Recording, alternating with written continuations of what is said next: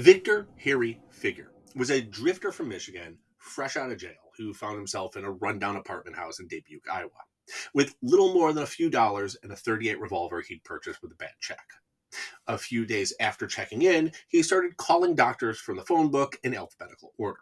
The first one to take his call was Dr. Edward Bartles. Feguer told the doctor that his wife was experiencing pain from a recent surgery and that he needed to come quickly. When Bartles arrived, Feguer kidnapped him, took him across state lines, and killed him. He then took off in the man's car. The police found the body in Menominee, Illinois, lying on its back with a single gunshot to the head. Because Feguer had committed the murder in Illinois rather than in Iowa, it became a federal case. The police arrested Victor in Brigham, Alabama, where he was attempting to sell Dr. Bartles' car. When Victor Feguer was brought in for questioning, he was very cooperative. He told the police exactly where to find Dr. Bartles' body. But he said that the murder was committed by one Alex Dupree. Dupree, Feguer explained, was a drug addict from Chicago who wanted to get his hands on morphine, which is why he had murdered Dr. Bartles. Victor Feguer went on to say that he had then killed Dupree after Dupree had murdered the doctor and that Dupree's body was thrown into the Mississippi River. Police, of course, could not find a trace of Dupree. During the trial, Feguer's attorney attempted to get the jury to consider the defendant's mental health.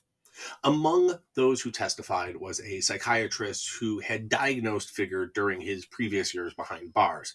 The doctor explained that Feguer had a severe thinking disorder and suffered from tendencies of split personalities. Victor Feguer was arrested at the age of 15 for burglary and sentenced to 15 years in prison. He was released only a few months before the incident in Iowa. It took the jury only 7 hours to come to the verdict of guilty and sentence him to death by hanging. Despite 2 attempts at a retrial and a plea to President John F. Kennedy, the conviction was never overturned.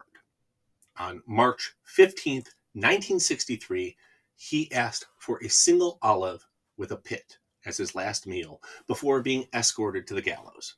He removed the pit and tucked it in his shirt pocket. He told the priest he had hoped that his execution would be the last. Although Feguer was a man of few words who did not explain his unusual last request, many believe that this was a plea for peace, an olive branch, if you will.